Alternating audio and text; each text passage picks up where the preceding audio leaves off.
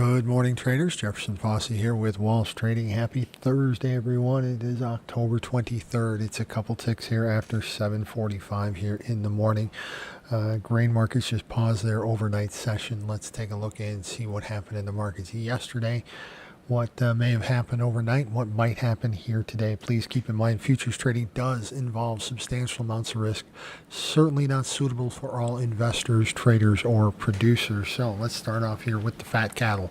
December live cattle here down 560 yesterday. Feeders were the limit down here yesterday, 925 lower. They're both going to have expanded limits today, 1075 here in fat cattle and 1375 in feeders, so expect perhaps more volatility. All the weakness here came from the Trump administration's plan to lower beef prices. The market's not taking it well. It's a rather long statement. I'll have it there's a link going to be posted here to once you or there should be posted up above this video here on our website, so you can read the whole thing if you like. Yeah, in the long run, I'm not sure what that's going to do to increase the beef supply. The herd numbers were at 75-year lows, something like that here in the number of cattle that we've got here in the United States. It takes a while to rebuild that, and I don't see how anything that they've got here is really going to do that. They are good points to the program that I see in there, but I don't think it's really going to do anything to add supply. I'm still bullish this market long term. We have less cattle and more people to feed, period, in mind. But having said all that, short-term averages flipped over to the sell side here with yesterday's trade in the December contract in fat cattle. When I look at February and the other back months, they're all doing the same thing. Most of the other months have gaps here up on the above the market here, where we jumped down from last Thursday to Friday's highs. We are getting very, very close to 50-day moving average support, and I think that's important. It's held, every time we've checked into that here, looking back at least till April, we've bounced out of that. Now in early April, we did see it get down a little bit and get down to the 100-day average before rebounding here. That may happen again, but I think the 50-day here, that's a 237.50, should offer some decent support. The 100-day, I've got a 227.57 reference to December contract that we do break down. Ultimately, that's where I would see long-term support here in the fat cattle here. But everything's turning weaker. Technicals are all pointing down. Big volume here yesterday. Not the biggest. That was last Friday, but big volume down here yesterday. Stochastics pointing lower. MACD is still barely on the green side here, but that's about ready to flip down to the sell side here as well. Same thing with feeders. Short-term averages flipping over to the sell side there. Here, the January contract, you can see that gap up there, 376.75. Feeders are a bit more volatile than the fat cattle. They tend to overextend up and down relative to what cattle prices are doing. You've got 50-day moving average support there, 353.31 here. That's where that number finished here yesterday. And as you can see, that market, that average has been very, very strong support here. Well, going back to April when that average first appeared on the chart here. So I do think that fat cattle and feeders are going to eventually trend higher, but we might see some more margin liquidation, a little bit of weakness before we get there.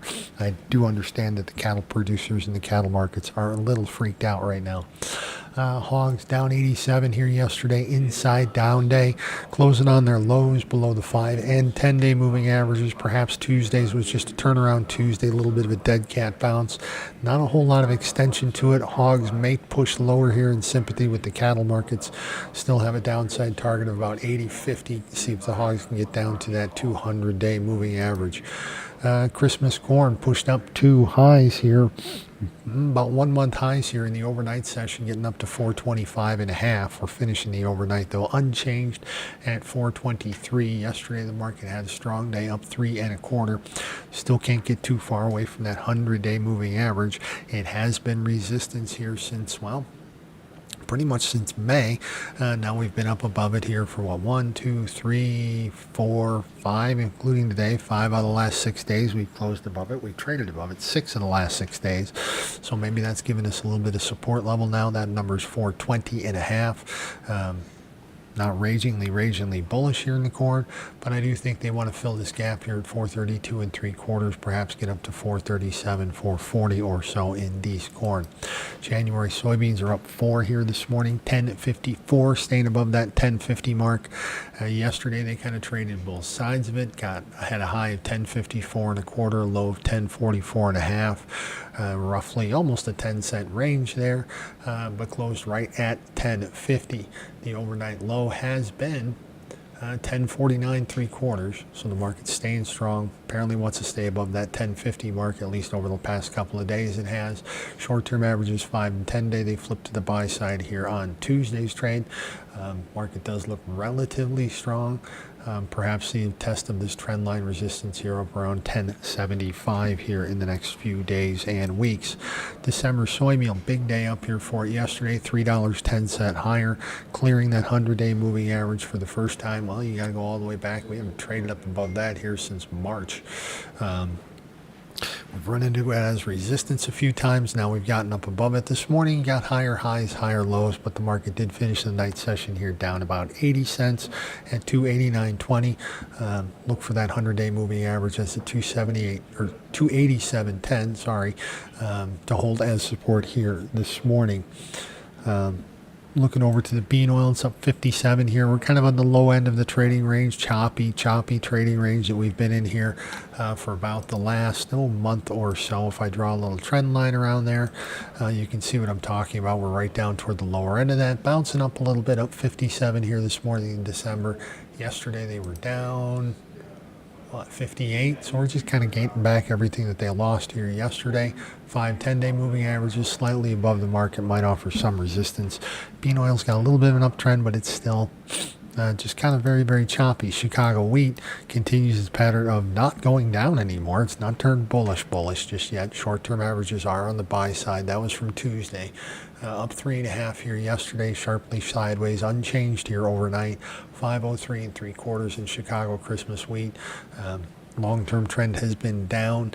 We need to see a little bit more strength here. This market might need a little bit better story. KC wheat holding up okay. It's up a penny and 3/4 here at 4.90 1/4.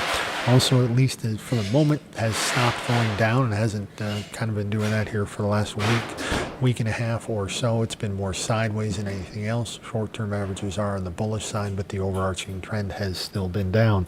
Other markets that I've got new signals in here today, the silver market, it's recovering very nicely. It's up $1.18. It's been very volatile here the last week or so. It was down $3.19 here last Friday. Down here on Tuesday, $3.68, bouncing off a trend line support here yesterday. Got higher highs, higher lows here today. Markets, when they're at these high prices, tend to get a little more volatile when that is. See if this trend line support can hold. But my short-term averages are flipping over to the sell side here in at December silver. I still like this market from the long side, but you got to respect what the technicals say. Here also in the energy markets, I've got new signals in.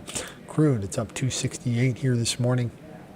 Big jump higher, having to do with the U.S. is implementing stricter sanctions on Russian oil. That came out yesterday in the afternoon after the toward the end of the trading session. Before I didn't see that when I did my weekly video here yesterday afternoon. Short-term averages are pushing higher here, turning up to the upside in crude, RBOB, unleaded gas, and diesel, which are all up strong here this morning, all off those Russian sanction numbers. My charts are flipping to the buy side on those markets. I do appreciate listening, folks. If you have any questions, comments, reach out, let me know. I can help. If you like what I'm saying here, please like, subscribe, and share this with everyone that you can think of. Thank you. Have a great day.